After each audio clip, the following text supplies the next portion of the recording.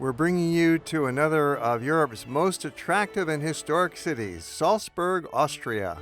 Salzburg is a town of castles, church towers, with spectacular viewpoints looking down into the old town. When you come to Salzburg, you have to go up to the Kapuzinerberg hill. Come along as we take you on a complete look at Salzburg with tips on how to get the most out of your visit. We'll show you many beautiful sights, including horse-drawn carriages and pedestrian alleys lined with appealing shops, delicious food, and the music of Mozart. Austria is not a large country population-wise, just 8 million people in the entire nation.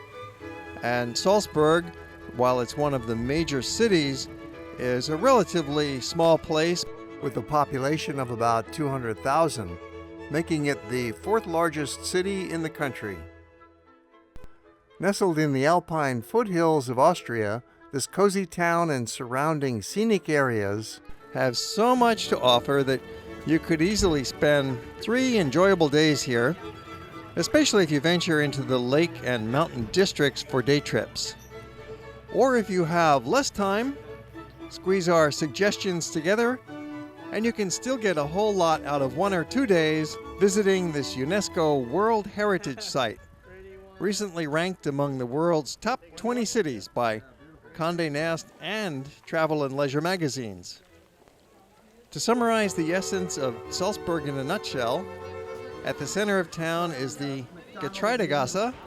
It's a narrow pedestrian street lined with medieval facades that shelter modern shops, which leads past Mozart's house towards the great cathedral, a masterpiece of the Italian Baroque. Towering above it all on a hilltop is the castle that looms large over the history of this city. And on the other side of the river, you'll find the ravishing flower gardens of Mirabell Palace, and yet more sights to keep you happily occupied. You are not the only ones to know about Salzburg's charms, however, so brace yourself for big crowds if you come in the peak season, especially at midday. Follow our tips and you can avoid much of the congestion created by the 7 million annual visitors. A typical way to arrive in Salzburg is by train. They have very convenient train connections throughout Europe and a beautiful rebuilt train station. It's been expanded. It's taken them about 5 years to really modernize the station. Look at how it was just 4 years ago. By comparison, no escalator, narrow steps, and carry baggage down the staircase through narrow corridors. Now, it's beautiful, wide open. There's a shopping mall, there's restaurants, and it's very easy to walk through the station and then right out to the front where there's a taxi stand, and there's generally a lot of taxis waiting to give you a ride. The station is too far from the old town to conveniently walk, so just take a taxi. Very efficient road construction, skillful workers right next to the driving lane. We're traveling with a small group and we're heading to our Hotel Altstadt 5-star deluxe Radisson property in the middle of the old town on the main pedestrian lane. This landmark building has been a traveler's inn since 1377 and now modernized into one of Salzburg's best hotels. A quiet, luxurious hotel in the perfect location. So right away we're out walking and exploring. There's some great stand-up food counters at University Platz. You'll get an inexpensive and quick bite, and they're open every day. The favorite choice? Beer and sausage, along with some conversation. And now let me give you a preview of the big busy day that we're presenting in the movie. And then we'll go up to the castle and tour the grounds of the castle and a few of the rooms inside the castle. There's no question the most important single attraction in Salzburg is the castle up on the hill. It's called the Hohensalzburg Fortress, and you do not want to miss a visit to this citadel, which is claimed to be the largest and best preserved medieval castle in all of Europe. We'll bring you inside on a visit coming right up in this segment. And then back down again. And then I'd like to keep us walking over across the river to another viewpoint. it's the Capuchin Hill, Kapuzinerberg, and from there there's a great view looking back this way. And by then it's late morning and the lighting should be favorable for that. And while on the south side of the river, we can also have a visit to the Mirabell Palace and Gardens, a beautiful floral display and a magnificent Renaissance and Rococo palace. It was built by an archbishop for his mistress. And then, if you'd like to get the third view, we can walk down to the end of Getreidegasse to this panoramic terrace looking in this direction at town. Later in this segment, we'll show you more of that spectacular fairy tale view and give you tips on how to easily get up there. So we have a lot to do this morning, and then your afternoon is completely free. Despite all of those historic sites and spectacular vistas and fine restaurants, one of the most rewarding activities in any of Europe's great historic cities is simply walking around. Or for others, it's shopping. Sometimes even just taking an aimless stroll, maybe getting a little bit lost, just getting into the town and getting a feel for the life of the city. So that's what we'll be doing for starters as we begin our big day in Salzburg, which will also include everything we've just been talking about. This program is part of a longer series on Salzburg that we've been presenting that lays out 3 days in Salzburg, explaining in great detail with lots of beautiful images what you can do in 3 days in this wonderful historic city. This is such a special town that you would really be shortchanging yourself to take a quick look and leave, the way so many travelers on tour buses do. It gets right to the heart of the reason for an in-depth approach. Your visit is not a snapshot, but a rich portrait filled with details and memories. The rewards you get out of any visit depend on what you can put into it, and that's why studying up a little bit ahead of time and allocating enough days will contribute greatly to your satisfaction. Let's get started with the details of day 1 in Salzburg. The center of town is given over to the pedestrians, so you can have a good look around by simply walking. Wear comfortable shoes.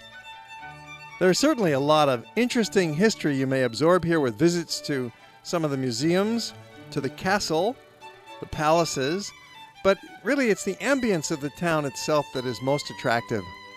The lanes, courtyards, the little shops, the gardens tucked away, and small squares are the most rewarding part of the Salzburg experience. If you start out in the morning just after breakfast, you will almost have the town to yourself in the early hours until about 10 a.m. before the day trippers arrive. So take a stroll to enjoy this peaceful atmosphere before going up to the castle.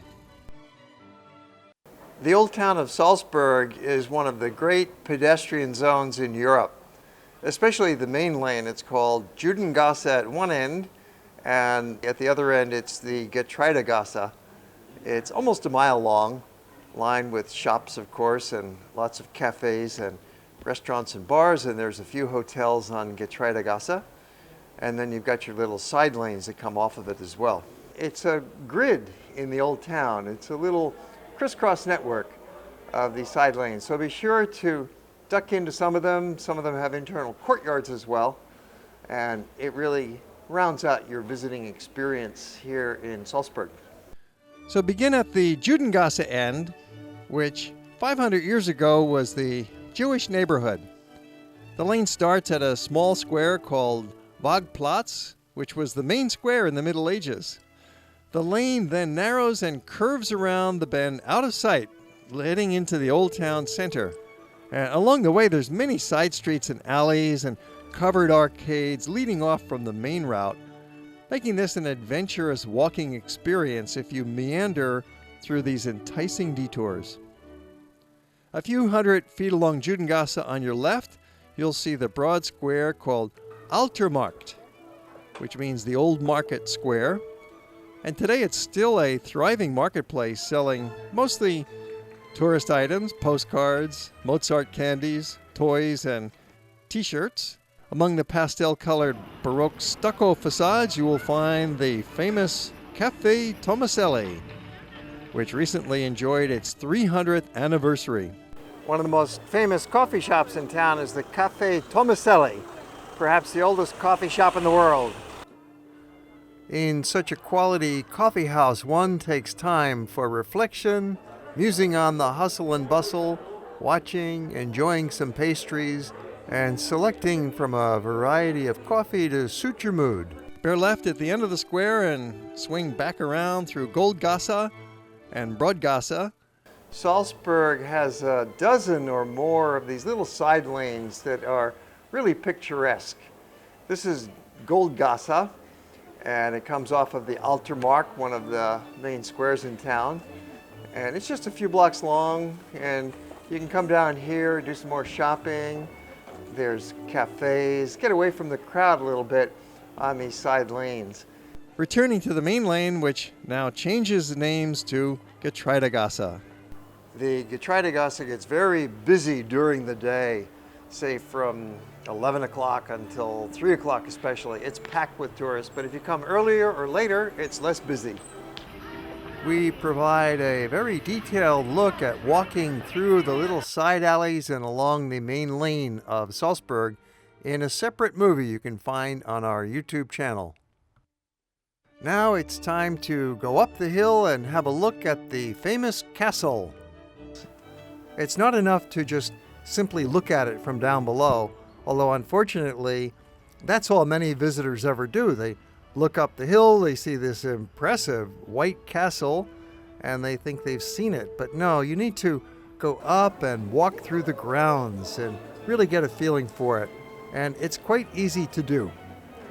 You just pay for your ticket to the funicular, and that includes the admission to the castle and its museum.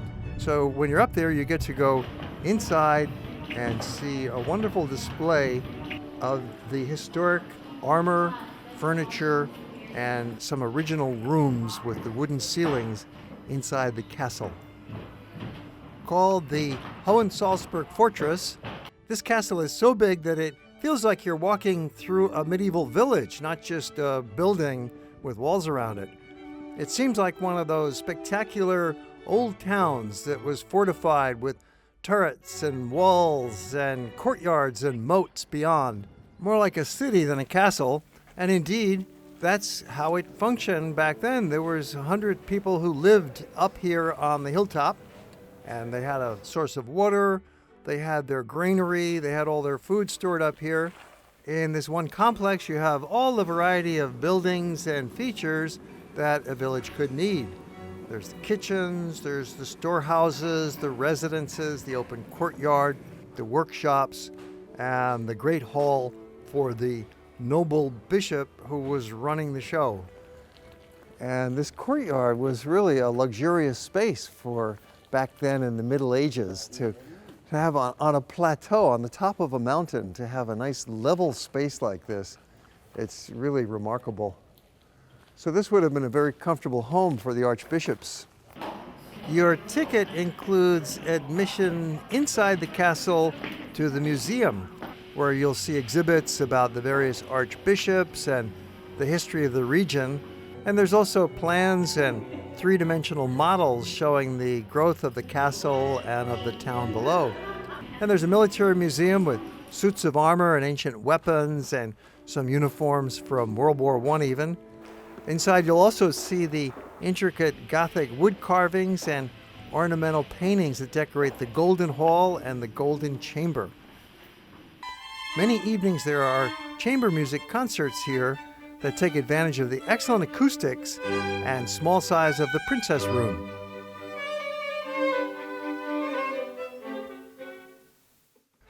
Another great feature of the castle is the view that you get looking out over the old town of Salzburg. In the other direction, you get perfect views looking into the Austrian Alps. There are two other famous viewpoints in Salzburg where you can look down on the old town from the Monchsberg Hill and the Kapuzinerberg Hill. We are leaving the castle for now to show you those other spectacular views and a few other sights. but we shall return to the castle for a complete and in-depth movie that you can find available on our YouTube channel. On the map, you can see the location of these two viewpoints that we are now going to visit, the Kapuzinerberg view and the Monchsberg view. It's less than half a mile to get from the old town across the river to the Kapuzin Hill for the view. However, there is some uphill walking to reach that destination. One of the best views of Salzburg is over here, just a short walk from Plotzel Square along Linzergasse to a steep driveway at number 14. Well, this first climb is pretty steep, and the second climb is equally steep. But this will take us up there to the Kapuzin Hill. You go through the archway and then up some steps and around the bend through a wooded path to the Kapuzinerberg. It only takes 10 minutes to get up the hill, although it might seem longer due to the steep angle.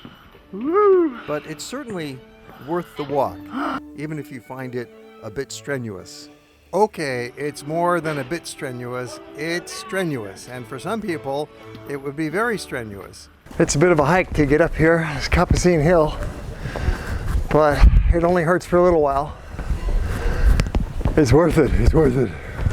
You just take your time, and you can choose your path, either going up the staircase on the right side, or walking up the gentle incline, which is probably better for most people, on the driveway, and just go slowly, stop, catch your breath, and you will make it no problem.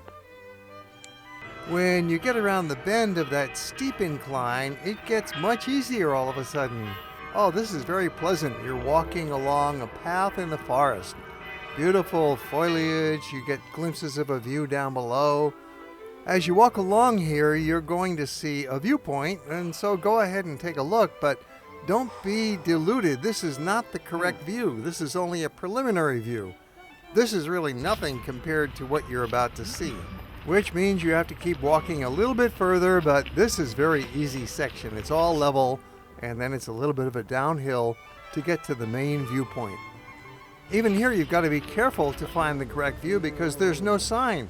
If you just walk along the paved path, it'll lead you to the staircase and you're going to go down, and you would have completely missed the main view. You did all that work for nothing. So watch out, take a left turn, come down the slope, and get this amazing view. One of the great vistas in the world is the view from the Kapuzinerberg Hill. And you have to come to this point, not the first viewpoint or the second viewpoint, but out here to the wall, and that's where you get the really nice view.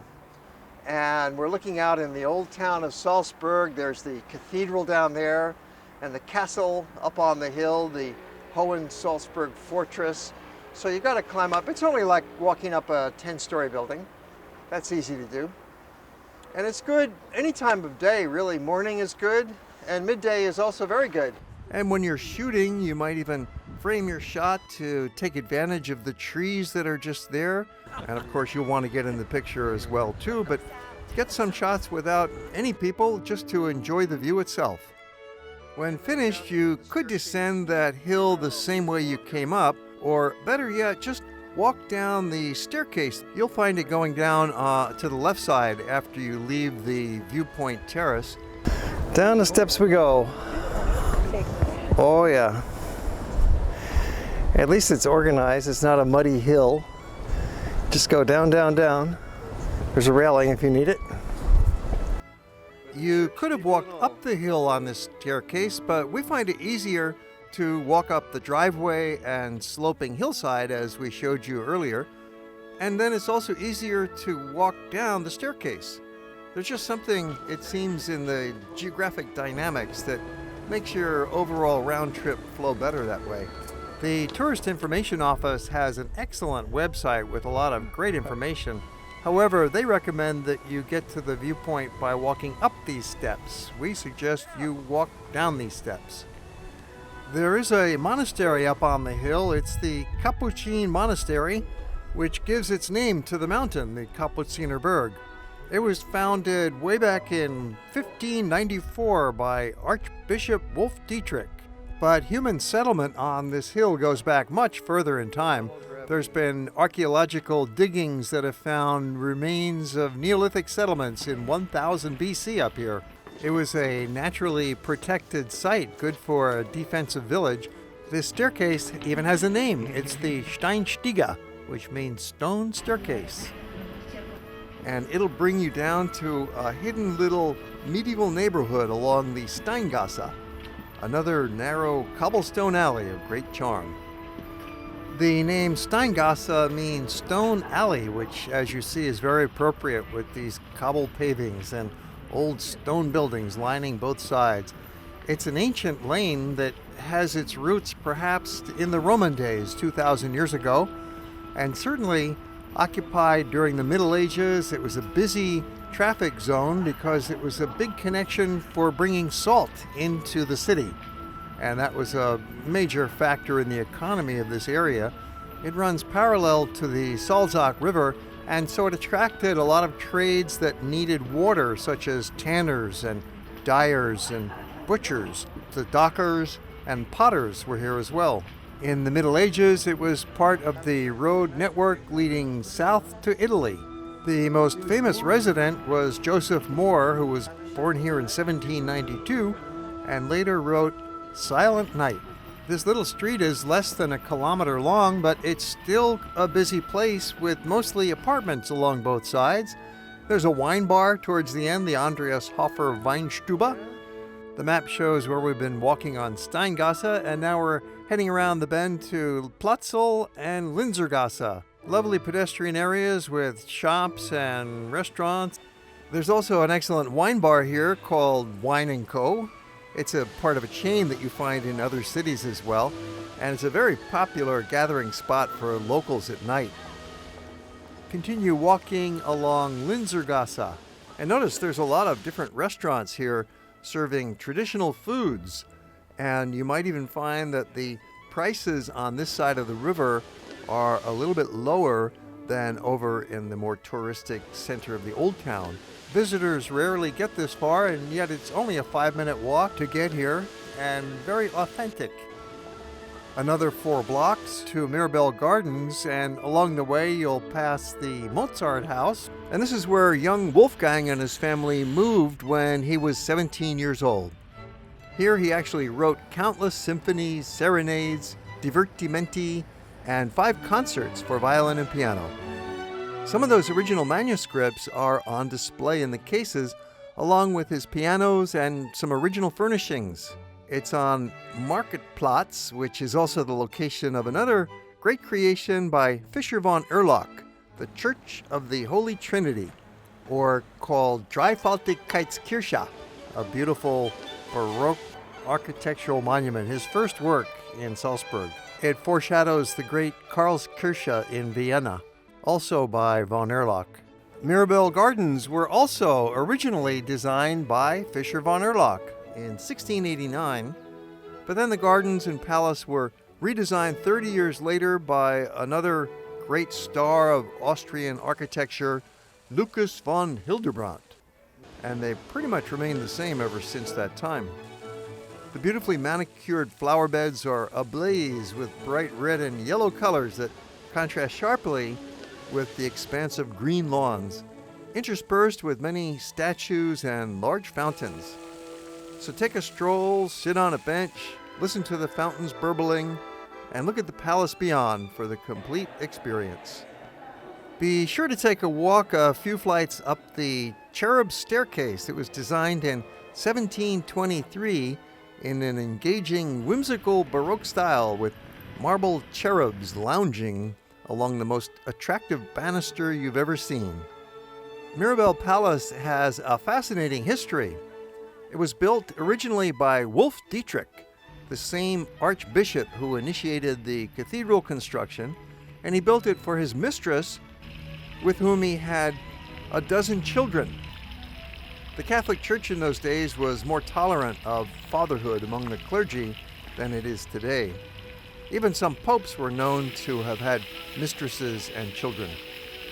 The Mirabell Palace was rebuilt and expanded over the years, and suffered heavy bombing damage during World War II from the U.S. Air Force, but it's now looking better than new. Today the palace is a municipal building with city offices, but is most famous for weddings in the grand marble hall upstairs, which sometimes hosts intimate chamber music concerts that are open to the public.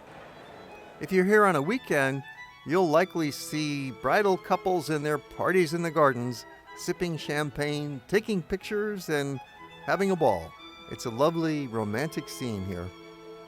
And now for our grand finale of Salzburg, we're crossing over from the right bank back to the old town, walking along Getreidegasse to get a fantastic view looking down at the old town from the Monchsberg Hill, the Hill of the Monks. And you can easily get there by walking the full length of the Getreidegasse. And when you reach the end, take a little right turn, you go about a half a block. You'll pass the small Gothic church of St. Blasius that dates back to 1330. As you get to the end of Getreidegasse and approach Anton Neumayer Platz, watch out because the road gets very narrow. Wow. And the buses come whipping around the curve. So there's a little protected sidewalk tunnel that you should take to get to the ticket office. You will see a vast entrance to an elevator. It's the Monchsberg Aufzug, or Monchsberg Lift, which dates way back to the late 19th century and it's been fully modernized now. This elevator costs several euro, but it's worth it because it will zip you right up the hill to this amazing terrace with a panorama view. The stunning view of town with the many church domes and old roofs and castle rising in the background makes this excursion not only worthwhile, but a must while you are here in Salzburg. The view is a little better in the afternoon and early evening, but get up here anytime you can. It's going to look pretty no matter what time you're here, but especially late afternoon, early twilight, and into the evening. It gets more beautiful as the hours tick by. Coming up here for this amazing view is one of those activities that most visitors never experience. Maybe you never heard about it, or you read about it in a booklet and thought, oh well, I'm going to skip that. But look, this is one of those essential activities when you get to a place that you have to do. It's so beautiful. You can ride up the elevator. It costs you about the equivalent of $5 for a round trip. You don't walk up, it's too steep. And it just takes a minute and you're up at the top and you get a beautiful panorama of the old town of Salzburg.